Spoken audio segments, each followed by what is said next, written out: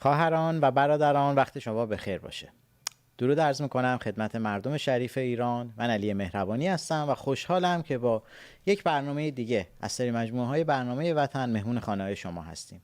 امشب ساعت 10 شب به وقت ایران برنامه‌مون رو شروع کردیم، دوشنبه شب، و دلار در بازار امروز بالای 200,000 تومان، حالا متغیر بود بین 200 تا 201,000 تومان داشت مبادله میشد. این فقط یک عدد نیست، این واکنش بازار، پیشبینی بازار به اتفاقهای پیش رو و آینده جمهوری اسلامیه. واکنشی که بسیار هوشمندانه تر و عاقلانه تر از تحلیل های جمهوری اسلامی هستش. بازاری که متوجه شده با این رویه‌ای که جمهوری اسلامی داره میبره، به گفته خود مسئولین و آقایان، به زودی ما شاهد خدایی نکرده زبانم لال قحطی خواهیم بود. باورتون میشه؟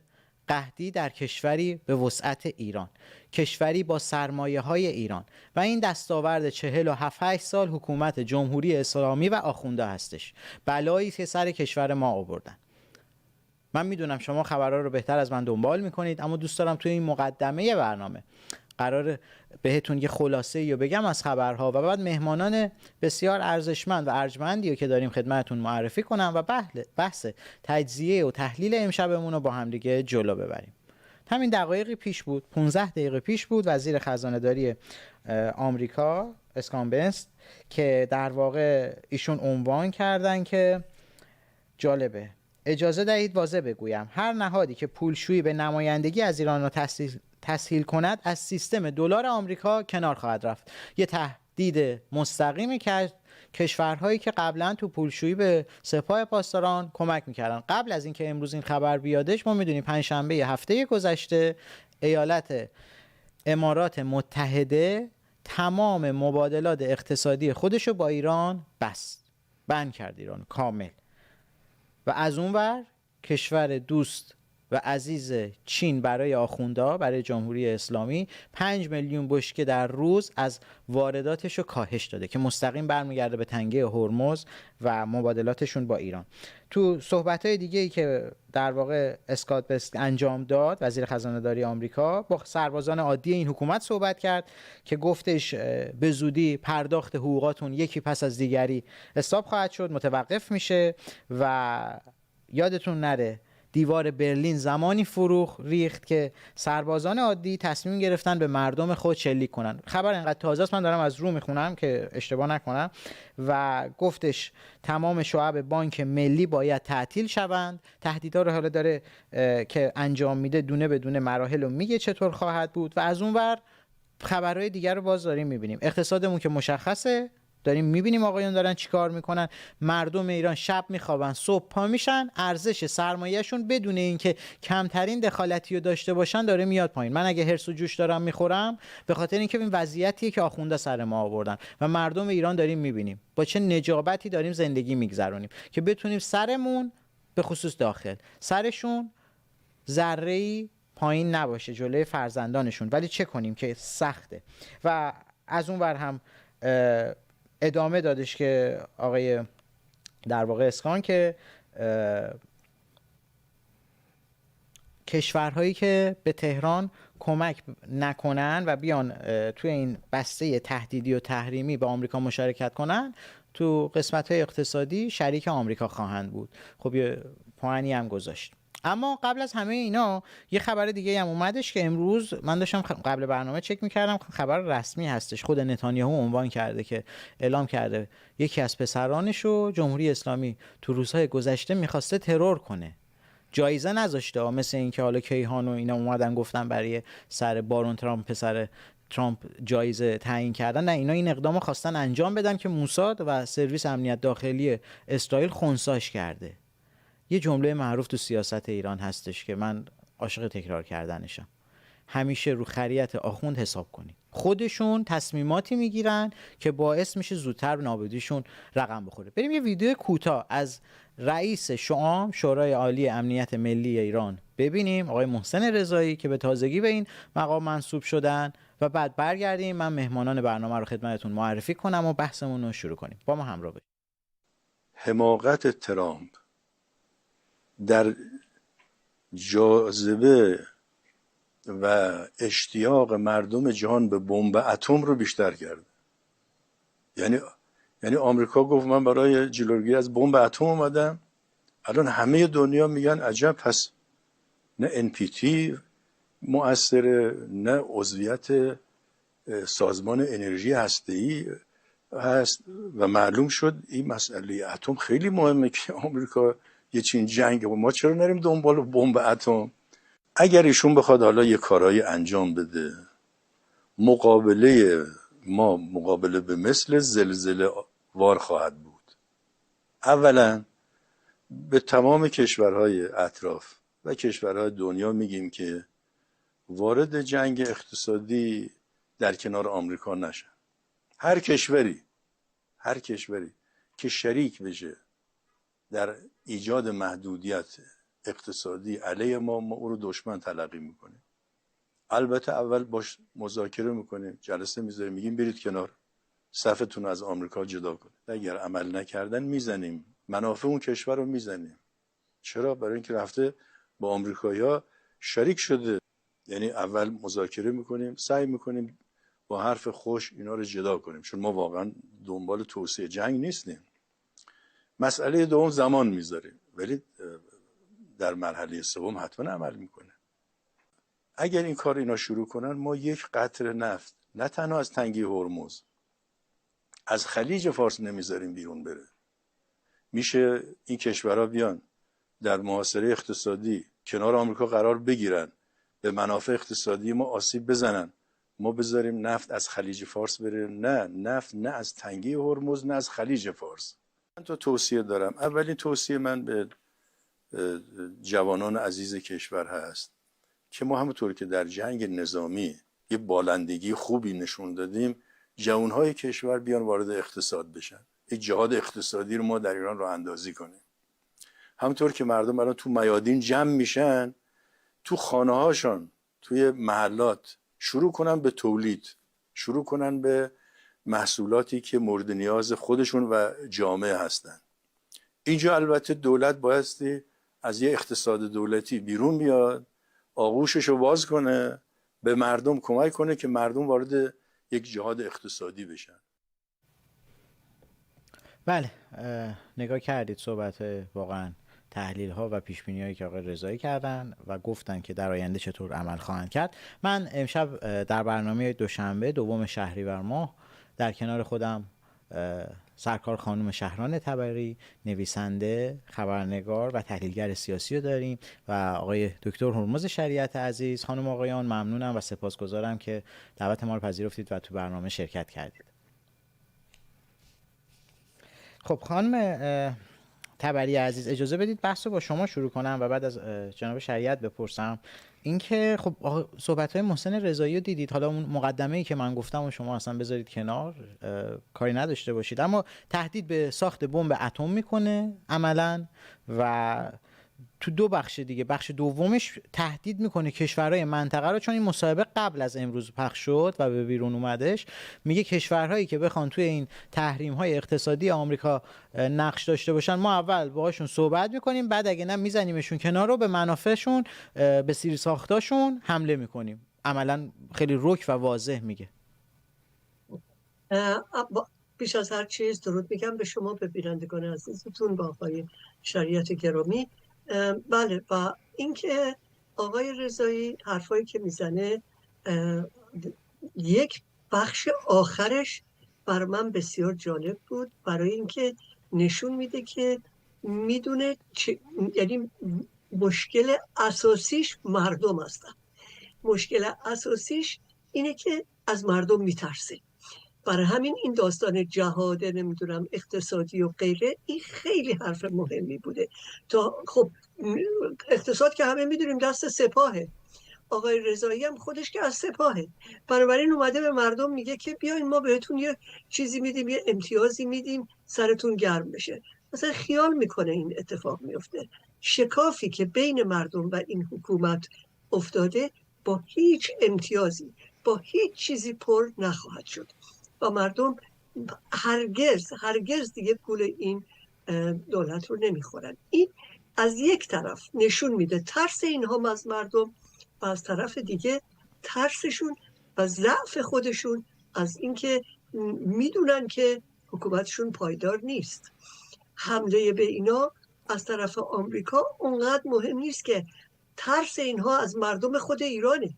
ببینید این شرایطی که به وجود آوردن که ذره پول بنزین، قیمت ارز، شما هرچی همه اینا رو بذارید کنار، مرغ‌های یخزده، تمام اینا هر کدوم یک کشتار دیماه، اعدام‌های هر روزه، اینها همه ضربه هایی هستش که به ستون این حکومت وارد میشه. ببینید یک ساختمان مثل که یک قانون فیزیکی که یک ساختمان یا بدن انسان حتی خیلی اوقات از بعضی ضربه ها رو تحمل میکنه و خودشو به اصطلاح بازسازی میکنه. بدنشو اگر این فشار به اینجا اومده یک کمی میذاره اون طرفتر، یک کمی اجاست میکنه به قول انگلیسا. ولی یک لحظه میشه که این تمام احتیاج به یک اتفاق عجیب نیست، احتیاج به یک مثلا بمب از طرف آمریکا نیستش، یک دفعه این نظام فروپاش از هم میپاشه. حالا مسئله دیگه هم که این نظام بهش ضربه وارد میشه از درون خودش هستش. شما یک نکته هم توجه داشته باشید که اختلاف‌های درونی اینها به طرز غریبی تشدید شده. حالا الان آقای خاتمی رو آوردن، ابا شکلاتی که ابا آبی شده و حالا میخوان از اون طریق دو مرتبه به مردم. حالا به اون میرسیم خانم تبری. اینا تمام نشانه های ضعف اینها هستش، نشانه های ضعفشون از یک سو و ترسشون از مردم، نه از همسایه، نه از این، نه از اون، از مردم خودشون. اون بزرگترین ترسه، مردم خودشون و اختلافهای درون خودشون. بله متشکرم. ببخشید من عذرخواهی میکنم صحبتتونم قطع کردم، جسارت نباشه. اما قطعا به اون اختلافات چون موضوع بحثمون خواهیم پرداخت، جلوتر میریم. بذارید من با بخش پایانی صحبت شما شروع کنم. برای ابتدای سالم از دکتر شریعت عزیز گفتن دیگه ضربه ها، خانم تبری اشاره کردن به این موضوعی که اتفاقا شما یه موعظه‌ای هم جمعه گفتید، این نقطه مقابل همون میشه دیگه. صحبتی که داشتید میگفتید آدم سالها برای یه اتفاق صبر میکنه، دعا میکنه، منتظر میمونه، تو یک لحظه اتفاق میفته. خانم تبری چیزی که گفتن دقیقاً همون نقطه مقابل همونه. این ضربات به جمهوری اسلامی به صورتهای مختلفی هی اتفاق میفته، تحمل کنه، اما در یک آن فرو میپاشه.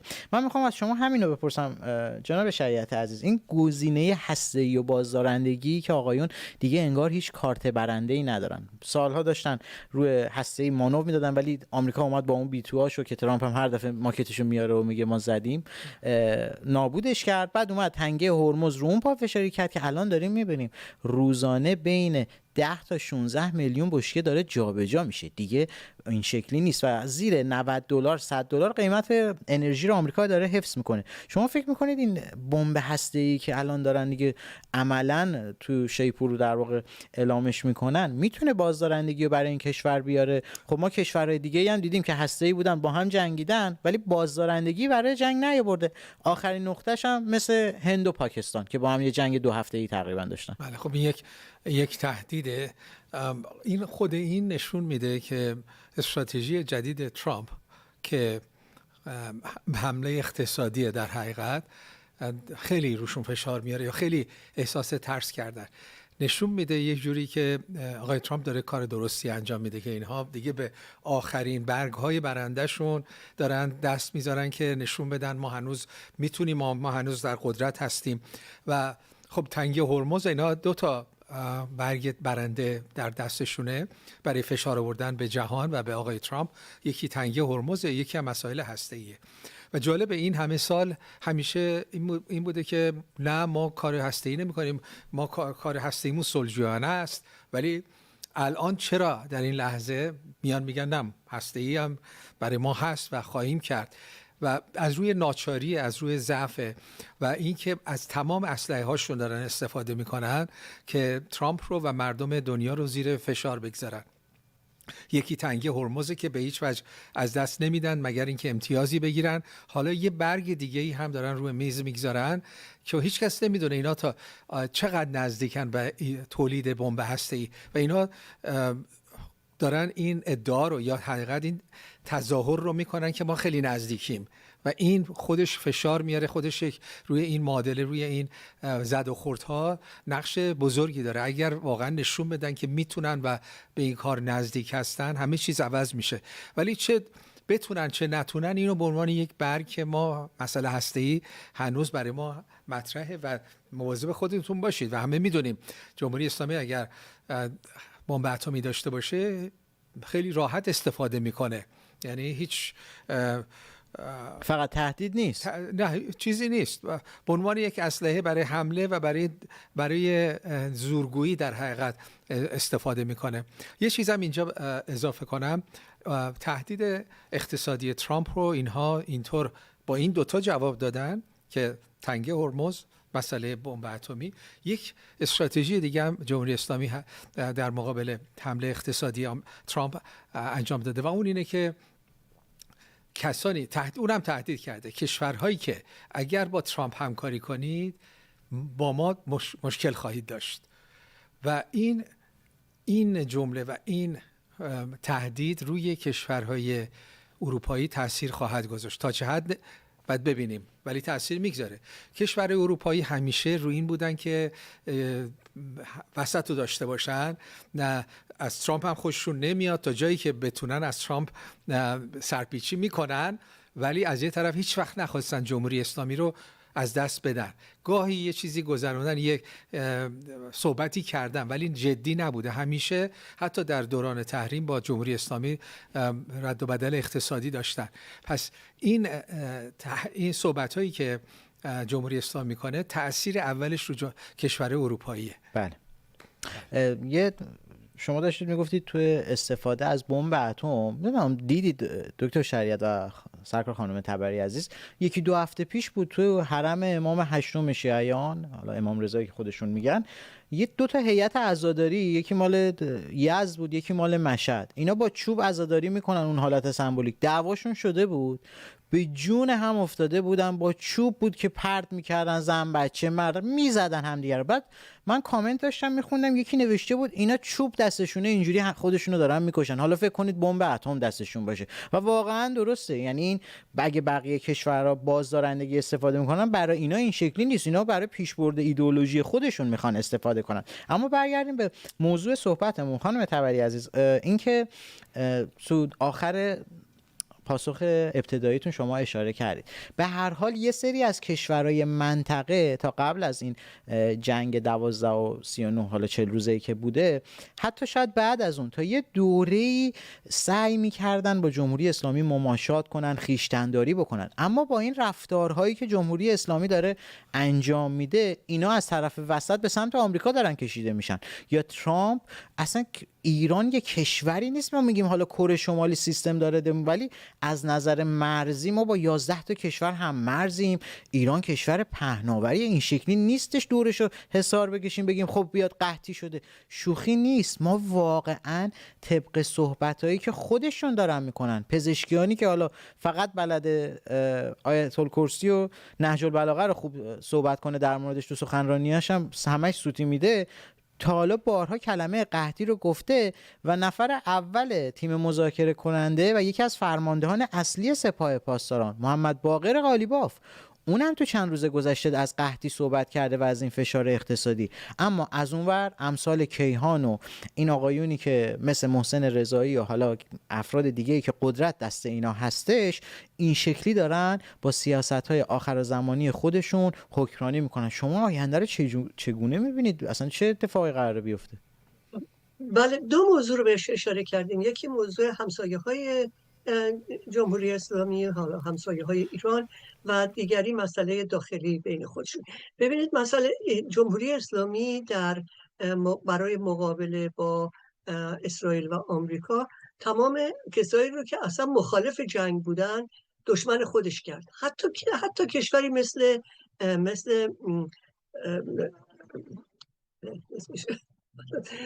که طرفدار خود جمهوری اسلامی بود، بهش کمک میکرده. نه نه نه نه الان یک دفعه اسمش برام چیز شد. به هر حال هر کسی رو هم که میخواست با جمهوری اسلامی مماشات بکنه بر علیه خودش کردش و این هیچ موفقیتی به دست نیاورد در این کار. برای اینکه به قطر رو منظورم هستش، میبخشید، قطر از متحدان جمهوری اسلامی بود. الان هم در بسیاری موارد جزء متحداش هست، در حمایت از حماس، در حمایت از کارهای خارج برون مرزی جمهوری اسلامی، ولی اون کشور رو هم علیه خودش کرد. در نتیجه در این جنگ از روی اجبار، برای اینکه کار دیگه ای نمیتونست بکنه، برای خودش یک سری دشمن تراشید که حالا امیدواریم که کشورهای اروپا هم به خودشون بیان. البته فرانسه و انگلیس بالاخره اومدن یه مقداری تور برای باز کردن تنگه و هرمز آمدن و کارهایی کردن و من فکر میکنم بیشتر از این هم خواهند اومد. حالا ممکنه خیلی علنی و آشکار نباشه، ولی این مسئله است. جمهوری اسلامی دیگه طرفداری در هیچ کجا برای خودش باقی نگذاشته. حتی عمان رو بهش گفته من بهتون بم میندازم اگه بخواین قراردادی با آمریکا ببندید بر سر تنگه هرمز. خب این یک نشون دهنده یک استیصاله، یعنی که حکومتی هستش که در یک جایی مثل یک حیوانی که خفت افتاده باشه به هر چیزی چنگ میزنه که حالا این دیگه دوست و دشمن هم نداره و در اینجا برای خودش هیچ امتیازی نمیتونه به دست بیاره. ولی در مورد مسائل داخلی که فرمودید پزشکیان و نمیدونم حالا خاتمی و غیره و ذالک یک طرف و رضایی و کیهان و غیره، اینها به شدت با هم دیگه اختلاف نظر دارن. قالیباف این سخنرانی که در عراق کرده که همین مطلبی که اشاره کردید، اینا میخوان هر جوری شده معامله بکنن با آمریکا برای اینکه بتونن بمونن. ولی اون کسایی که تندروهاشون هستن و نمیخوان معامله کنن میدونن که معامله کردن یعنی از دست دادن همه چیز براشون. یعنی ببینید اینا 47 سال به قول خودتون گفتن مرگ بر آمریکا، مرگ بر اسرائیل. حالا بیان با کی بخوان معامله بکنن؟ با آمریکا بخوان معامله کنن. خب چه چیزی برای اینها باقی میمونه؟ طرفدارانشون چی میشن؟ در مورد مسئله بمب هسته‌ای هم اینها خیال کردن که مثلا پاکستان یا کره شمالی بمب هسته‌ای داره، پس چی بهش کاریش نداشتن، ما بیایم از NPT بیایم بیرون و بمب هسته‌ای درست بکنیم. متوجه نیستن که کره شمالی و پاکستان یه نقطه‌ن در ژئوپلیتیک جهانی بین المللی. ایران به هیچ عنوان اینطور نیست. ایران یک کشوری که از نظر ثقل‌جوشی، از نظر ژئوپلیتیک بسیار بسیار اهمیت داره برای تمام دنیا. یک دلیل عمدهش مجاورتش با خلیج فارس هستش. دلیل دیگرش همونطور که خودتون به خوبی اشاره کردین هم مرز بودنش با 11 کشور مختلف هستش. بعد اصلا راه خود از نظر خاکی هم راه عبور بسیاری از مسائل تجاری به این کشور هستش. یعنی اصلا فراموش کردن که کجا نشستن و همطور دزدی و پولا رو بردن و خودشون رو فربه کردن، فکر کردن که میتونن هر کاری دلشون بخواد بکنن. ببینید ترامپ بعد از اینکه اون قرارداد رو به اینا پیشنهاد کرد، اون 14 ماده به اصطلاح توافق نامه رو، بعدش اومد و اینا قبول نکردن، اومد گفت به هیچ عنوان اجازه نخواهد داد جمهوری اسلامی بمب هسته‌ای داشته باشه. برای چی؟ برای اینکه بمب هسته‌ای در دست جمهوری اسلامی یعنی جنگ جهانی سوم. این بازدارنده نخواهد بود. اینها یک آدم‌های آخر زمانی هستن که اصلا فقط هدفشون تخریبه. اینا ایدئولوژیشون ایدئولوژی مرگ، ایدئولوژی نه سازندگی، نه بهتر کردن زندگی مردم به هیچ عنوان. و مردم هم اینا رو همه رو فهمیدن و بسیار بسیار هوشمند هستن در این مسائل. و حالا من فکر میکنم که اینا همین اختلاف‌های داخلیشون الان دارن زجه میزنن، امثال قالیباف و حالا گفتم شما گفتید باز به این مسئله برمیگردیم، خاتمی و غیره، دارن خودشون میکشن که بلکه بتونن مردم رو راضی بکنن که بیان طرفشون. واقعا یک این هم یک خوشخیالی بزرگیه که اینها دستبردار نیستن از این خوشخیالی، انگار صدای مردم رو نشنیدن، انگار اصلا عجیبه هستن که به هر حال این فکرها رو میکنن. ولی از اون طرف هم اینم اضافه بکنم، اون تندروها هم ممکنه یک مسئله دیگه باشه. اونا میدونن که اگر توافق نکنن خطرش بالاست خیلی، ولی به خاطر اینکه میخوان خودشون دست بالا رو در این توافق داشته، اونم یک سوی قضیه است. یعنی بله، اینا منافع خودشون فقط باشه. اینا فقط این نیست که نمیخوان معامله کنن، میخوان میگن چرا قالیباف باشه اونجا، چرا نمیدونم پزشکیان باشه اونجا، چرا دعوای کاتل سر باشه. قدرته. بله بله. بله، دعوای سر قدرت برای اینها. حالا باید دید که واقعا چطوری این مسئله پیش میره، آیا به جایی میرسه یا نه. بله، با توجه به زمانمون من میخوام بیام به بحث داخلمون در واقع برسم. آقای شریعت عزیز، اینکه دلار 200,000 تومانی، خب رابطه مردم با حکومت که مشخصه. فکر میکنم 18 و 19 دی و روزهایی که در تاریخ ایران در چند سال گذشته ثبت شده به خوبی اینو نشون داده و روزمره اصلا از نوع پوشش زنان ایرانی گرفته، از جاهایی که هر جا حکومت توش اسمی ازش حضور داره، جامعه با درک درست میره نقطه مقابلش قرار میگیره که مخالفت خودشو نشون بده. اما سوالی که من از شما دارم، جمهوری اسلامی با این شرایطی که داره، حالا یه سری از پالایشگاهاش که اصلا آسیب دید، 1/3 پتروشیمیشون آسیب دیده، نفتشون الان خودشون وزیر نفت میگه که به 0% تقریبا رسیده، حالا بارگیری هم اینا دارن میکنن، کشتی ها مونده، پهلو گرفتن، نمیتونن خارج بشن از داخل ایران و اصلا قابل مقایسه نیست از نظر زمینی یا جور دیگه بخوام ببرن. اینه که فکر میکنید جمهوری اسلامی تا کجا میتونه این رویه رو ادامه بده؟ چون یه جوری انگار خیالش راحته تا قبل انتخابات میان دوره‌ای آمریکا ترامپ حمله نظامی نخواهد کرد، اما این تحریم‌های اقتصادی که کرده، وزیر خزانه‌داری آمریکا هم امروز گفتش، گفت به زودی شما توان پرداخت حقوق سربازان معمولی رو نخواهید داشتش و این دقیقاً افرادی هستن که خیلی از اینها با تفنگ، با اسنایپ، با نمیدونم هر وسیله‌ای 18 و 19 به جون مردم افتادن، قتل عامو رقم زدن. شما فکرتون چیه؟ خب این تحریم ها همیشه روی مردم فشار میاره و مردم ایران خیلی زیر فشار هستن. با جنگ، قبل از جنگ هم بودن و همیشه تو فشار بودن، حالا با جنگ و با تحریم ها بیشتر میشه. جمهوری اسلامی امیدواره و همیشه می سعی کرده که وقتی فشار اقتصادی میاد، حالا که به خصوص تحریم هم هست، بگه که ببینید تقصیر آمریکاست رو شما فشاره، به خاطر تحریم هاست. و امیدوار جمهوری اسلامی که مردم ایران کم کم بعد به این برسن که نه فقط از آمریکا قطع امید کنن، بلکه نسبت به آمریکا خشم بگیرن و آمریکا رو کنار بگذارن، حداقل تو فکر و دلشون، که دیگه به آمریکا اینقدر متوسل نباشن بلکه بر ضد آمریکا باشن. و اینو همیشه سعی کرده که بگه شما بدبختید به خاطر ما، نه، به خاطر آمریکا، به خاطر نیروهای خارجی، به خاطر دشمنان. دشمنی که آقای خامنه ای میکرد همش تقصیر دشمن. و حالا اون طرف هم آمریکا امیدواره که این تحریما نه فقط جمهوری اسلامی رو ضعیف کنه، بلکه مردم هم میدونه رو مردم فشار میاد، ولی امیدوار این فشار مردم به این برسه که ما باید جمهوری اسلامی رو یک کاریش بکنیم، یعنی یک جنبش دیگه‌ای بر علیه جمهوری اسلامی. یعنی هر دو امیدوارن این تحریما به نفعشون باشه. خب یه سوال هم اینجا مطرح میشه، مردم اینو سالهای گذشته نشون دادن. جمعیتی که در واقع 18 و 19 دی اومد، آمار حالا رسمی نیستش ولی غیر رسمیش حداقل 14 میلیون نفر به خیابان ها اومدن. معمولا انقلاب هایی که شکل میگیره با 2 میلیون 3 میلیون نفر تو کشور شکل میگیره. مشکل اینجا مردم با دست خالی جلوی جمهوری اسلامی چه کار میکنن؟ اونها هم انتظار حمایت دارن.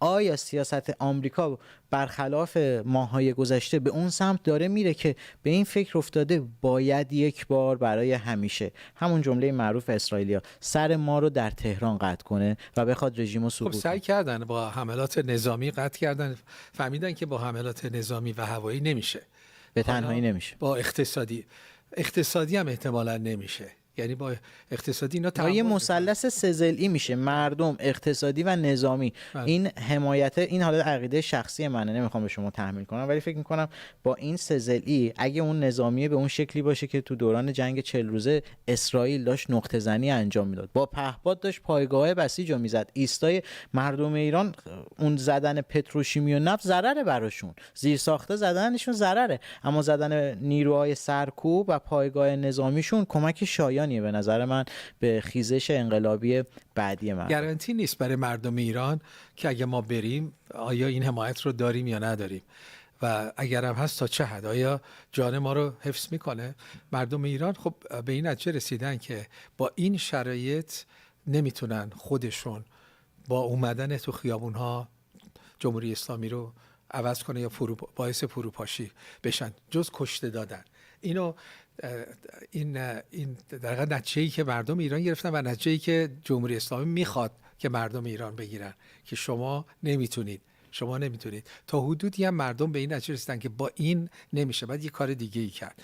برای همین به ترامپ متوسل شدن و به نیروی خارجی به جنگ اون 7 ماهای اول بجنگید، بیایید حمله کنید. فکر می‌کردن این حملات جمهوری اسلامی رو از پا در میاره که نه جمهوری، این فشار اقتصادی هم احتمالاً جمهوری اسلامی میتونه تحمل کنه، پول چاپ میکنه. بعد ببینیم راه فرارشون میتونه خب همون چاپ کردن پول. خب مثلا الان خود آقایان صحبت کردن، میگفتن دلار دست مردم انقدر 1000 میلیارد تومان به دلار البته داشتن میگفتن، مثلا اینقدر میلیون دلار دست جامعه است، باید ازشون بگیریم، پول چاپ کنیم تو بازار بخریم از خب این پول چاپ کردن بدون پشتوانه درصد تورم رو میبره بالا، قیمت کالا رو میبره بالا. یعنی توی یه لوپی جمهوری اسلامی خودش رو انداخته که از هر نظر، اتفاقا سال آخر من خانم تبری هم اینه، بعد من به شما دوباره برمیگردم جناب شریعت عزیز، که هر تصمیمی میگیره انگار کنترل رو از دست داده دیگه. خیلی ساده بخوام بهتون بگم، محسن رضایی خانم تبری میاد میگه که ما تحت فشاریم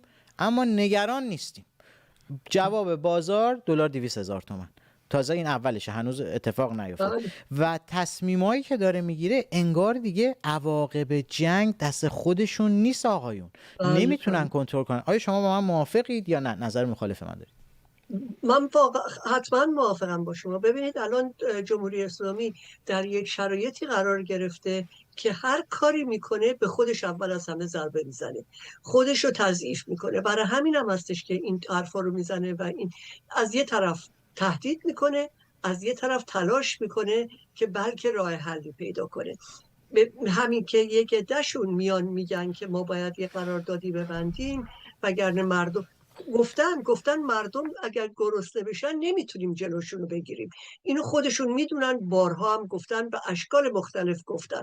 من فکر میکنم که درست مردم دستشون خالی هستش، ولی اگر این بار ببینید همین مسئله مرغای یخزده که این آقای محمدیان معاون دامپزشکی قبول نکرد این تاریخ مصرف رو عوض بکنه و برکنارش کردن، خب این نارضایتی ها در درون خود جمهوری اسلامی در رده های پایین داره به شدت اتفاق میفته. و اگه زمانی که کسایی هم که در خانواده های بسیجی خیلی هاشون اصلا راضی نیستن از اتفاقایی که داره میفته ولی جرئت نمیکنن فعلا کاری بکنن، اما این هجوم، این تکرار وقتی میشه یک سیلی به راه میفته که جمهوری اسلامی دیگه نمیتونه جلوش رو بگیره. من قبول دارم که با دست خالی مردم نمیتونن برن. یه عده‌ای هم هی دائما میگن مقاومت مدنی، نمیدونم سرپیچی مدنی، غیر و ذالک. سرپیچی مدنی 100% در کنار همه اینا. ببینید اینا همونطور که گفتم، مسئله اون ساختمون رو گفتم، اینا همه عواملی هستن که هر کدوم به نوبه خودشون یک ضربه میزنن، این یک ضربه میزنه، اون یک ضربه میزنه، اون یک ضربه میزنه و اینا دیگه بیشتر از این چقدر میخوان آدم بکشن؟ اینا در این چند ماهه از اول سال میلادی تا حالا 900 خورده نزدیک 1000 نفر اعدام کردن. الان یک صفی راه افتاده میگن از اصفهان تا تهران نه به اعدام. خب این خودش یه چیز بزرگیه، میدونین، یک رفتار به اصطلاح سرپیچی مدنی بزرگی هستش. مردم نمیترسن دیگه. شما فکر کنین دارن اعدام میکنن به خاطر اینکه مردم رو بترسونن. مردم میان تو خیابون میگن نه به اعدام. از سر اون کسایی که تو اصفهان میخواستن اعدام بکنن دیدیم که مردم چطور بله اومدن بیرون. بله. اینا الان کوچیک کوچیک اینور اونور هستش، ولی ایران دیگه مرکزی نیست. دیگه این نیست که تو تهران یه اتفاقی بیفته. تمام شهرستان ها ما دیدیم 18 و 19 دی در یک جا نبود. و اون خیلی مسئله مهمیه. و شما فکر کنین که اگر رده های زیرین اداری هم، بسیجی ها و ارتش هم ناراضی باشن، درست اینا تهدید میکنن، خانواده هاشون رو تهدید میکنن، نمیتونن بیان، ولی یه جا میشه که میان بیرون و وقتی که از دستشون در نظر من در میره. من کاملا با شما موافق هستم. جایی که فکرشو نمیکنن در یک لحظه اتفاق میفته و سیستم فرو میپاشه. سرکار خانم شهران تبری عزیز، نویسنده، روزنامه‌نگار و پژوهشگر مسائل سیاسی، افتخار دادید با ما همراه بودید. ممنونم از شما. زنده باشید. دکتر هرمز شریعت، ما تقریبا 5 دقیقه 6 دقیقه زمان داریم. میخوام یه ویدیویی با هم ببینیم که من فکر میکنم از تمام تهدیدهای نظامی، تهدیدهای سیاسی و اقتصادی برای جمهوری اسلامی خطرناکتره و همین پاشنه آشیلی هستش که جمهوری اسلامی رو به زمین میکشه و باعث فروپاشیشون میشه. بچه‌ها اگه ویدیو نسل شیک پاسارگادی رو بذارن با هم نگاه کنیم و برگردیم من از شما سوال آخرام بپرسم. خب من یه سوال دارم، مگه امام حسین عربستان نبوده؟ مگه کسی نبوده که به ایران حمله کرده؟ مگه کسی نبوده که هزاران ایرانی رو کشته و بدبخت کرده؟ مگه کسی نبوده که شاه دخت ایرانی رو به غنیمت گرفته؟ پس چرا 1400 ساله داره سینه میزنید؟ 1400 ساله خود عربا واسه سینه نمیزنن، خود عربا هیچ کاری نمیکنن. بعد ما 1400 ساله داریم واسه سینه میزنیم. بابا یارو همین الان زنده شه میگه اینا کیان؟ دارن برای چی برای سینه میزنن؟ بابا 1400 سال پیش به ایران حمله کرده، به خاکمون حمله کرده. چرا 1400 سال داریم واسه سینه میزنیم؟ خود عربستانی ها برای سینه نمیزنن. بابا ولش کنید دیگه، بکشید بیرون دیگه. چرا نمیخواید بفهمید؟ بله، این نسل شیک پاسارگادیه که بدون توضیح و منطق هر چیزی رو قبول نمیکنن. دیگه من دوربین اونور دیگه عکس کسی رو تو ماه نمیبینن، به نخونده، بدون اینکه روایت ها، کتاب های، مقاله کسی رو نخوان بخونن، نمیرن ازش پیروی کنن و اصل و نسب خودشون رو میدونن از کجا میادش. کیش هرمز، ما از بیداری روحانی صحبت میکنیم. نمیخوام به خاطر حالا شبکه مسیحی برنامه‌ای که داریم اجرا میکنیم، ولی واقعا همینه دیگه. یه دلیلی رو نمیشه برای این گذاشت. ما تو تدریس و آموزش پرورشی که جمهوری اسلامی برای این بچه‌ها هزینه نکرده، اتفاقا برخلافش، ولی نتیجه‌ای که داریم میبینیم یه آگاهی تو ایران رقم خورده. من فکر میکنم مردم ایران اولین مردم یک کشور مسلمان هستن که به ضد اسلام بلند شدن. ما داریم میبینیم کشورهای اروپایی، تو همین تگزاسش، تو آمریکاش چقدر حرف دارن میزنن چطور اسلام داره گسترش پیدا میکنه و کاملا نقطه مقابل تمام دنیا در ایران داره رقم میخوره. خب این اگه کار خدا نیست، این اگه نقشه و برنامه خدا نیست، پس از کجا داره میاد؟ خدا انگار این پازل و این برنامه رو برای ما ایرانی‌ها از چند صد سال پیش چیده بوده. آیا درست نمیگم؟ خب با آینده ایران میخونه، چون آینده ایران رو خداوند گفته و این اتفاقاتی که داره میفته همه در اون مسیره. حتی پخش شدن ایرانی‌ها در سراسر جهان در کتاب مقدس نوشته شده بود. سختی هایی که مردم ایران میکشن، کشتار و کشتهایی که میدن، همه 2700 سال پیش پیشگویی شد. پیشگویی کتاب مقدس این نیست که من این کارو میکنم. پیشگویی کتاب مقدس اینه که ببینید گفتم شد، پس به من اعتماد کنید.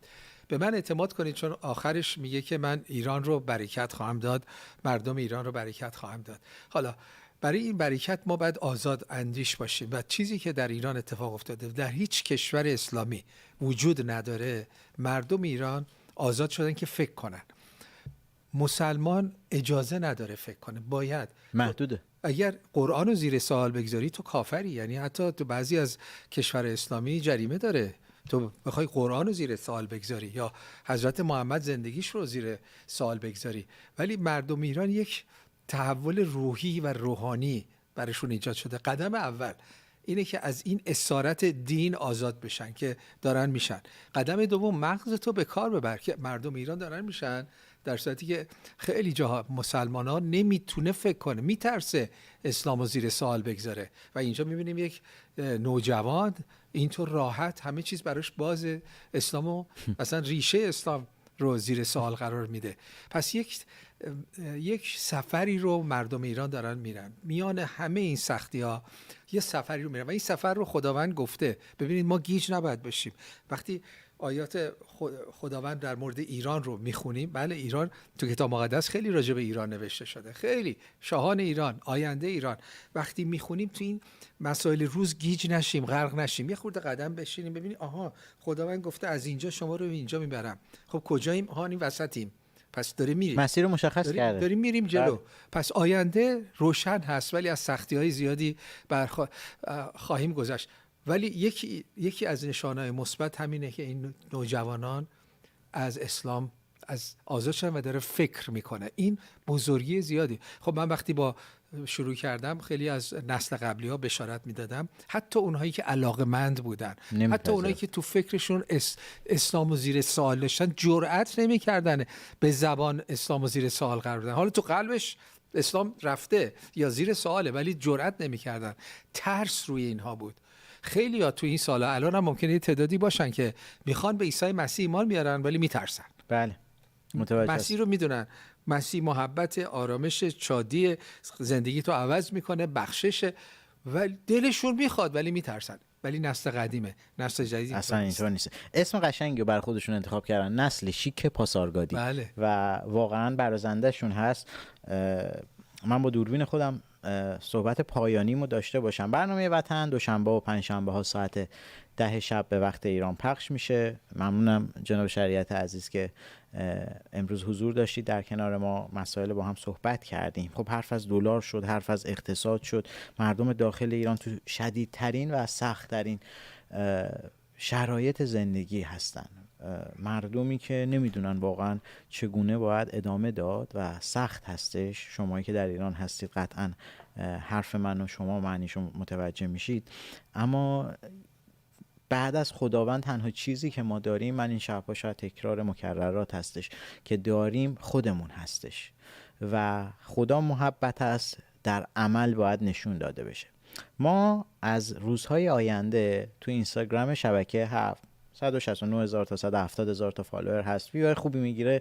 یه جنبشی رو داریم، هفته 2-3 تا ویدیو خودمون تولید محتوا میکنیم، خود بچهای تیم خود ما تولید محتوا میکنیم با اون الگوریتمی که حالا ویوهای زیادی دیده بشه، بدون اینکه اصلا پیجا خبر داشته باشن، بدونن، کاملا رایگان برای شغل‌های داخل ایران تا ازشون حمایت کنیم، یعنی معرفیشون میکنیم. مثلا تو پیج شبکه کف اگه دیدید اومدیم یک عزیزیو که دست فروشی میکنه توی نمیدونم آریا شهر تهران دستبند میفروشه، تعجب نکنید، این پست ها حمایتی هستش و ما میخوایم این محبت رو از پیج خودمون، نمیشه که ما بیایم اینجا بشینیم بگیم خدا محبت در کنار تمام کارهایی که شبکه 7 داره انجام میده، تیم مدیا 7 شروع میکنه از هفته آینده، روزهای آینده بهتره بگم، در واقع پست های تولید محتوا میکنه برای حمایت از کسب و کارهای اینترنتی یا خصوصی که نیاز دارن دیده بشن و شما سهم بزرگو دارید که با لایک، کامنت در پیجای اونا که ما بهتون معرفی میکنیم،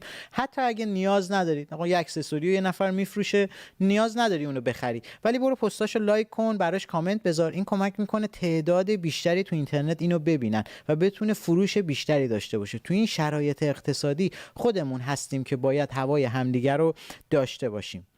و نصیحت، صحبت، کلام آخر، هر چی که اسمشو میخواید بذارید، از برادر کوچکتر شما علی بهتون. قربونتون بشم. لطفاً این روزا و بغل دستیتون، اطرافیانتون یکم مهربونتر باشید و گذشتمون نسبت به همدیگه بیشتر باشیم. مرسی. فدای چشماتون بشم که ما رو نگاه کردید. پنجشنبه شب ساعت 10 به وقت ایران مهمون خانه‌هاتون دوباره خواهیم بود. فعلا خدا نگهدار.